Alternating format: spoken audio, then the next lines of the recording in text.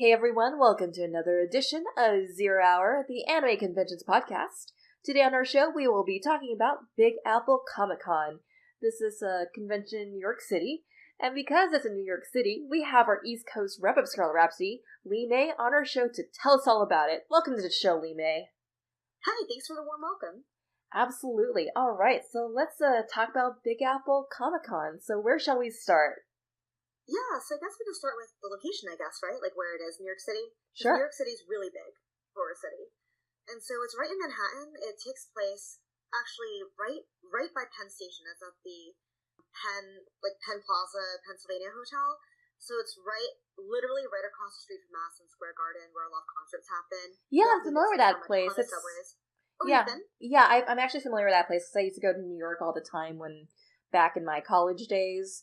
So I would just make a trip there at least every year when I was in college because I love New York. I'm in my 20s. Let me do stuff and things. And Madison Square Garden, that's a pretty central location because all the trains just seem to meet up there. And yeah, it's a pretty convenient place to get to and from. Yeah, definitely. Not just subways. You've got Amtrak right at Penn Station. You've got Long Island Railroad right there. I believe Metro North is there too. There's so much transportation right there. So literally wherever you're coming from, whether it's bus or train or subway or driving, you can just walk to where the con is. It's very central. And it's really cool too because where it is, because it's so central, you can go out and be right in the middle of New York City basically. You can walk to K-Town, you can walk to Times Square. So if you're ever visiting from outside, not from New York, it's actually a great con to go to because you can also get sightseeing done super easily from where it is. Nice. And then another cool thing too is this con is not just a comic con, it's more it's called Big Apple Comic Con, but it's more like a pop culture con, because it's not just about comics, they also have things like horror, anime and manga, they have a lot of things with toy collectors, vintage toy collectors, video games, they have webcomics represent, even novelists, novels and things like that, a lot of TV and film, sci-fi stuff, even fashion, and there's actually a really cool vintage jewelry maker who's there too, who would repurpose a lot of vintage works into jewelry. Oh, that's nice. And so there's a lot of different things going on at this con that whatever you're into you can probably find. Even though it's called a comic con, it's not just comics. That's pretty cool. Most Comic Cons I've seen, even though they have the title of Comic Con within their convention titles, it seems to be everything con. Yeah, I know. This definitely feels like an everything con right in New York City, and what's really cool is the guy who started it, Michael Carbonaro, or he goes by Mike Carbo, he's one of the biggest collectors that I've ever heard of that does collecting comics and discs and pop culture things. And he started this way back in the 90s actually, on this con, and it's really all about kind of for fans and by fans because he himself is a really big comic book fan. And so it's really cool, so you can tell it's very much, it feels like very much for the fans sort of con. And you also get, even though it's a small con, you get a lot of big name guests who are there too. And it's for example, this year, you know the Supremes, right? Oh yeah, totally. Okay, thank God. Because one of my friends had told them, oh my God, someone from the Supremes was there. And one of my friends did not know who the Supremes were. What? I'm I would understand if you don't know, maybe don't know who, Mary Wilson or Diana Ross are. Maybe I can understand if it's they're the individual members or whatever. But the Supremes are so legendary. Yeah, they're a Motown classic. I love Motown and yeah. I know, Motown Records, come on. Yeah. I mean, I can name several Supreme hits right now. I was okay. I know. And my friends was what's the Supremes? And then she didn't know. And I was no, it's a singer. Oh, is it new? No, they're from the 60s or something. They're iconic.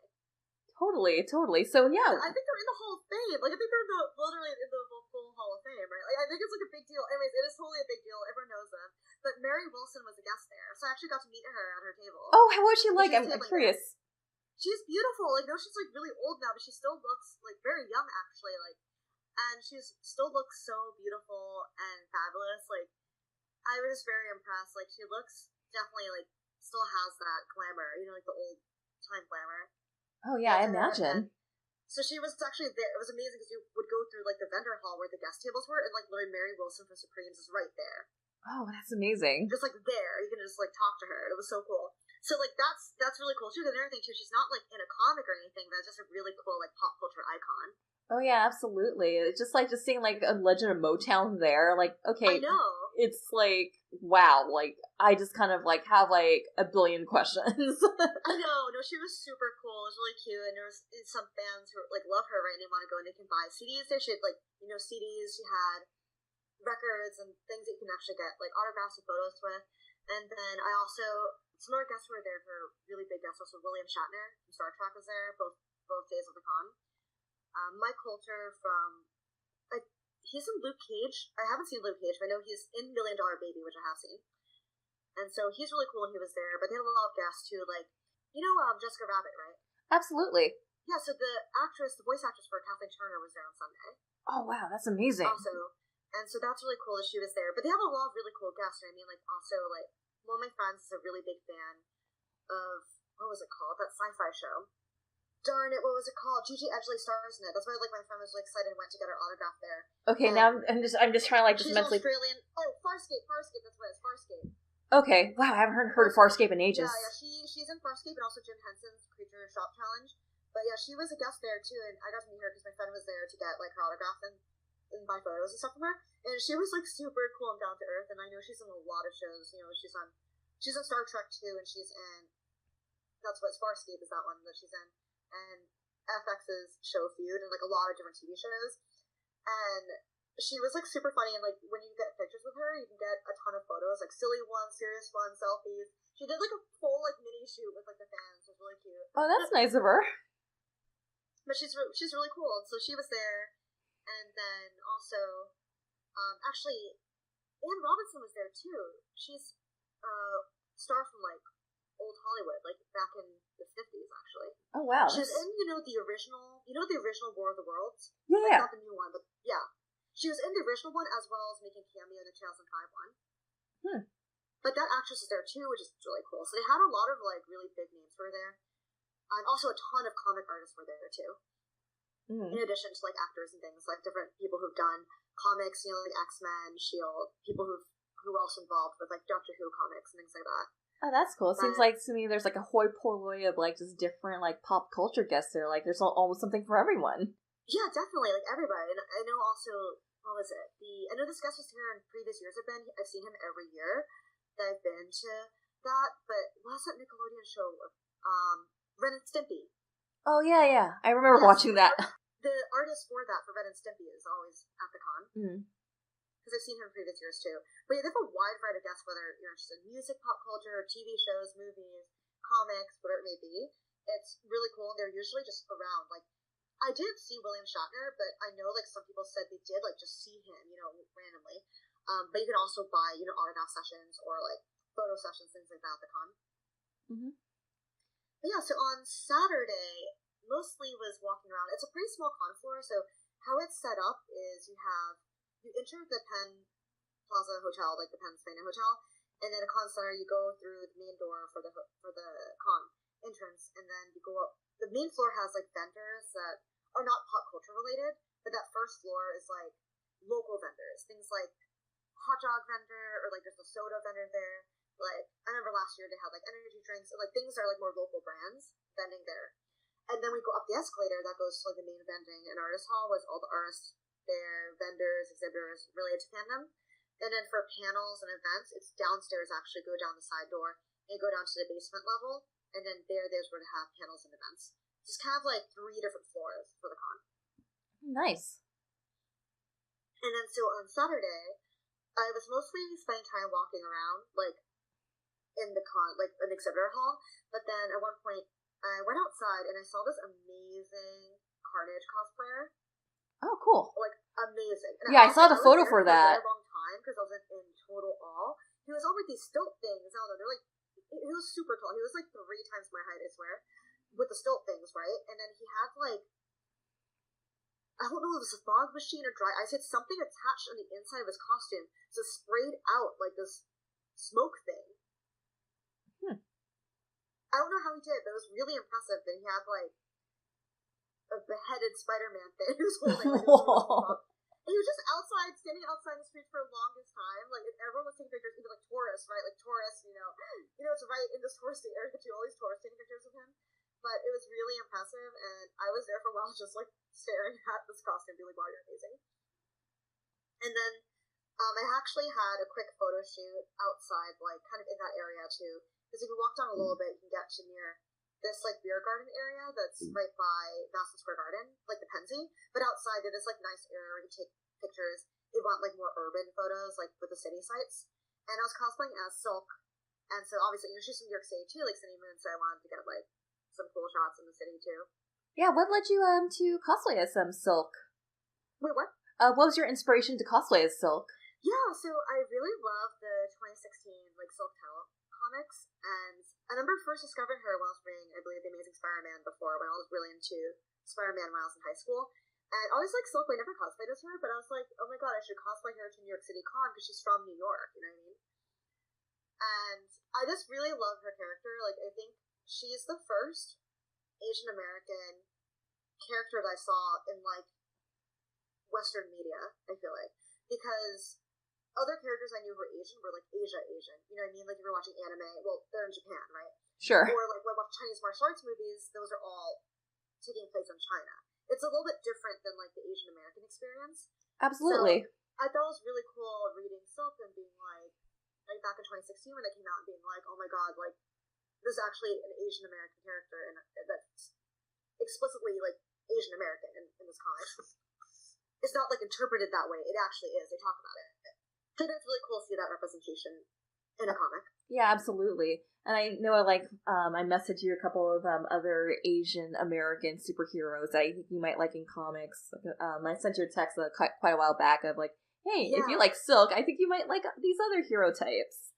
Definitely want to check this out, too, because I feel like it's, like, really hard to find, like, Asian American characters. Oh, yeah, I agree on that. That's kind of one of the reasons why, I tried getting into comics, but I just really couldn't. There wasn't really anything that really resonated with me, and that's why I was just much more attracted to, like, anime and manga. And even though they're not really Asian, but, like, okay, but they're still Asian. Yeah, they're still Asian. Yeah, true. And also in Silk too, there's canon lesbians in it too, like the coworkers, friends. Like canon lesbians, yes. Yay, canon lesbians that don't appeal to male gays. Like, wow. They're not just, like, friends being friends. It's very explicitly, like, they're girlfriends in the comic. I'm like, this is great. Yeah.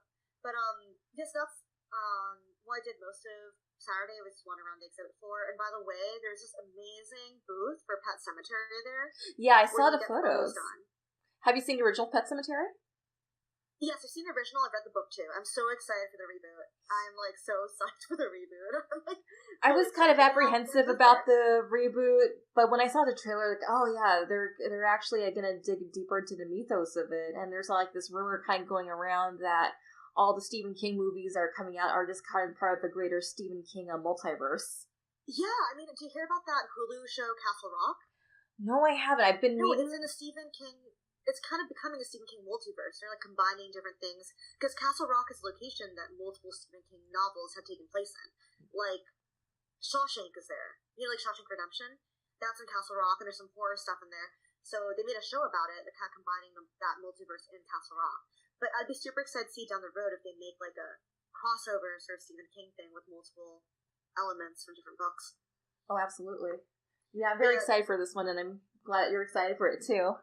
Yeah, tell us about that. Really cool. The aesthetic looks on point. Like, I'm excited to see, like, the special effects they use in the movie too. Because the original one's good, but, you know, it's like an older movie, so, like, the special effects are not really the best. Like, to be honest, it's still really good, but, you know, it's gonna be different now that we have so much more tools and that there's more stuff going on for CGI and things like that. But they had this cool, like, green screen there. You could take photos and be on the poster. And there's different props you can use. If there's these bloody bags, say Pet Sematary on them, or, like, bloody stuffed animals and a shovel. And then they also were giving out free flashlights.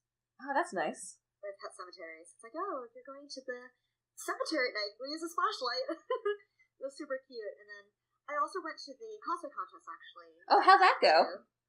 That was super fun. I actually got roped into doing it, too. People are like, you should join. I'm like, no, I didn't make my costume. I bought the suit. I can't join. Like, oh, no, it doesn't matter. Like, it's not really about costume shit. It's more just for fun. Like, anyone can join. Oh, there you go. There's so many cute little kids in the contest. Oh. Like, so cute. There was a lot of adorable children, like, literally, like, 10 years old and under, like, cosplaying. It was the parents who were bringing them up. People, like, stand there.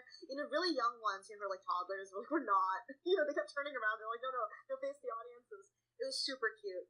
So they had, like, their kids in, like, their own category, and then they had, like, everyone else. Mm. And because Captain Marvel just came out, they also, at the beginning, had a big Captain Marvel thing when they had every Captain Marvel cosplayer go up. Nice. And it was really cute. I was like, yeah, every Captain Marvel, yay. And it was fun. So basically, you'd go on, you could either do a short little skit, you could talk about yourself, and if you did make the costume, talk about how you made it, or if you didn't, you could do, like, more in-character speech or some spiel. And it was really fun. They had a lot of things. There was anime there, video games there, movies, interesting, like, crossover things, fandom things. Like, someone did a cosplay of something that I guess was for his YouTube channel, and it was basically a superhero that's, like, anti-cosplay bullying. It was really cute. So he did this, like, big speech about how, like, cosplayers, we're all nerds having fun, like, don't, like, hate on people. It was basically about, like, you know, if you're, like, plus size, who cares? Cosplay, whoever you want. If you're, like, a different race, just cosplay who you want. Just don't, like, you know, blackface or race face, but just, you know, you can be any character you want to be, just be respectful about it.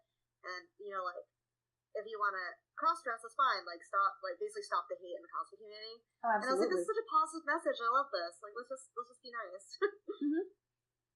And he basically said he was inspired to make this, like, original character superhero because he witnessed some people getting, like, bullied, like, in person or even cyberbullied online. Like, one of his friends who was plus size getting hated on about how she couldn't cosplay these things because she was fat. And it was kind of like, no, like, don't be like that, really. And then he knows in real life a lot of people got harassed about, you know, cosplaying and just wanted to make it like this, imagining this hero that would be at the cons being like, don't do that, you know, to all the haters. So I thought that was really cute and a memorable part. And then a lot of people got, I think basically everyone got a prize at the end. So they had this table, they had this one gift card you could pick from, like a gift card for a fabric store. And then they also had a table, they called it the Table of Wonder. And they had like random merchandise there. Like comics, videos, figures, like posters, even temporary tattoos, like random stuff. Oh, so, cool. like they had, like I guess they called the top 5 people to pick their prizes first, and they called a lot of other people. I'm pretty sure everyone got called, to be honest, which is really cute because then everyone wins something. Mm-hmm. And so when I got called out toward the end, I was able to snag a Captain America comic, which is cool. Mm. It was the face switch one, where people randomly switch faces in it. I haven't read it yet, but it looks cool. And so that was basically the end of the con. I think this con also shuts down pretty early. Gotcha. For hours. So for the show hours, it's only Saturday and Sunday, and I believe on Saturday it starts at 10 a.m. and it closes at 7 p.m. So that's kind of at the end of the cosplay contest at 7. Gotcha. And then Sunday it's like 10 to 6, but a lot of people start cleaning up at like 5. But yeah, so after, on Sunday, let's see, on Sunday, what I did was when I went there, first thing I did was go to Pet Cemetery booth. I'm not gonna lie, that's literally the first thing I did. I was like, I am going to Pet Cemetery right now. And when I was there was no lines. I ended up taking 2 different pictures in a row because they were like, well, no one else here, you can totally do that. And then I browsed the artist area because I think on Saturday I was primarily in the vendor area, but not the artist area. So I went to the artist area, and that's actually where I discovered that artist who had those really cool vintage jewelry things. And I'm trying to remember the name. It was something Peacock. The designer. I think it was like Peacock Prince? Or Prince Peacock?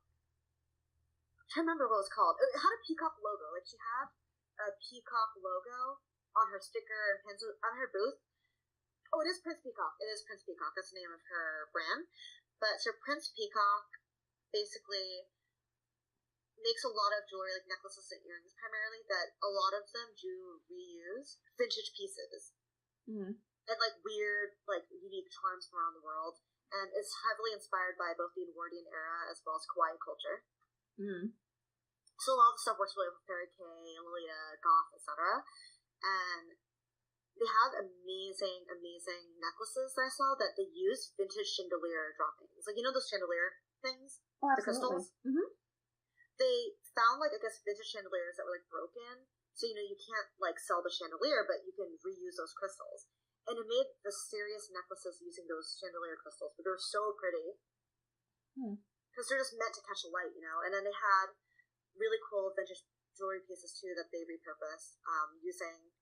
Like, there's some spaceship charms, there were things using, like, floral designs, and this really cool, like, dramatic... This actually reminded me a lot of, like, 1920s flapper style, but, like, those long drop earrings, the very glam ones with, like, different like a tassel at the end, but made of like chains or beads on it. Oh yeah, sounds pretty. I'd totally be all about that. So glamorous, and like it has like the quirky and like plastic jewelry, you know, like the deco and fairy case style, those like plastic things with cherries, heart stars, pastel. All of those were there too, so a wide variety. And the prices were so cheap. Like the earrings were only $5 a pair. Mm. And I was like shocked. I thought there'd be more. I was like, oh my god. So I ended up having to buy some earrings from her, and like literally, she was super nice because I told her very sensitive ears, and she switched out all the ones I bought. She switched out the hoops for surgical steel. Instead of the vintage fastenings, because she wasn't sure if those were good for sensitive ears. And then one of my friends was like, oh, I wish I could have these. I don't have my ears pierced. She was super nice, and for my friend, she switched out all the earrings she wanted into clip-ons. So she has clip-ons, and she was like, yeah, if you want any, like, clip-ons or whatever, like, she can switch them. So it was, like, super, super nice of her, too, and I think that's a really good way, too, that make sure, like, people can buy more of your earrings, because if they have different restrictions, you can still accommodate them. Oh, there you go. Yeah. And so that was amazing. And I spent a long time at her booth, actually. We started talking about, like, vintage fashion and stuff. So we were like, oh my god. Because she also loves Victorian morning wear. So we were like, oh my god, Victorian morning bonnets. And we, like, geeked out about that. It was kind of funny because someone else overheard and was like, oh my god, like, I'm not into Victorian fashion, but I love, you know, Edwardian style. So we had this little, like, random people around the booth just talk about, like, vintage fashion. Yeah, I've been meaning to, like, just pick up an Edwardian morning bonnet to go with one of my one of my black vintage dresses, because every year, what Jared and I, what we do is we go to Knott's Scary Farm. Oh, cool. And we have annual passes for it, so it's like a theme park, where, like, in the evening, it just turns into, like, a lot of horror-themed mazes, and there's actually a section of the park where it's all, like, this 1800s ghost town, and I usually like to wear, like, Victorian stuff to it, and, like, okay, I need a morning bonnet, just so I can, like, yeah, it's kind of like feel like I'm the Desnian of Ghost Town. That'd be amazing. I love that idea. Mm-hmm. But I do really love Victorian morning wear. Also, Edwardian's nice too. I prefer Victorian, but yeah, no, it was really cool to geek out about fashion, which I wouldn't normally expect at a Comic-Con, right? You know, like, oh, I know, right? Fashion geeks. Oh, someone into Edwardian, someone else into 50s fashion, but you know, someone there who was like, oh yeah, I'm not wearing anything pinup right now. I love like the 1950s pinup fashion. It was like really, really cute that everyone's just like, oh my god, fashion. Yeah, we get a lot more crossover with pinup and Comic-Cons out here on the West Coast. Because, oh, amazing. Yeah, and it's funny because like I also do a lot of pinup too, but I haven't really had a chance to like just do anything that combines pinup and like nerd stuff. I mean, the closest thing I'm doing is WonderCon, where I'm doing a 1950s version of Belle from Beauty and the Beast if she was working at like some sort of roadside diner in the 1950s. Oh, so cool, so cool. Kind of like a Ruby's interpretation of Belle from Beauty and the Beast. Like, yay, 1950s waitress. Oh, that'd be super cute. I like that. Mm-hmm. And then there was also another, I remember, there was also a booth that had a lot of steampunk stuff too. And so that booth had a lot of steampunk and gothic jewelry, accessories, and things, pocket watches, things like that. So there's actually a few like fashion or like accessory themed booths that were there too. Oh, that's cool.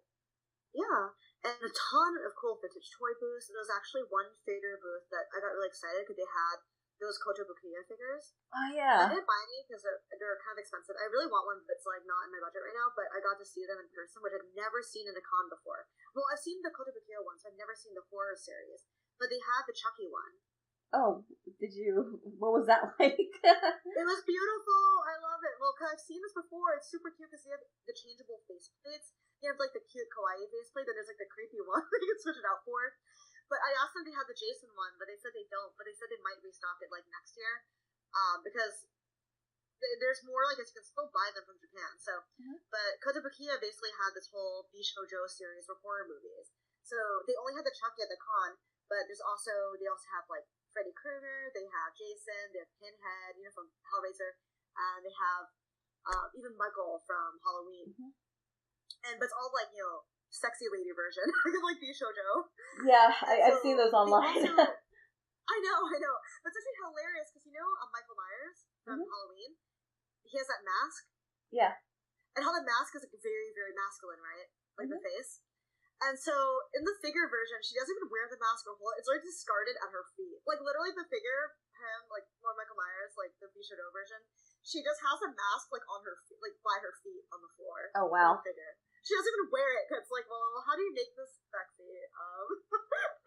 Just gonna put it on the floor, I guess. But no, I saw the Chucky one there. I got really excited, asked the vendor, and they were like, "Oh no, we don't have anything else at Chucky right now, but we might be stocking next year if there's like an interest." I'm like, I'm totally interested next year, but hopefully I'll have more money. But yeah, no, I've never seen that series at a con before. Like I've only seen like once I remember in your Comic Con once I saw the Kotobukiya Marvel and DC ones because they have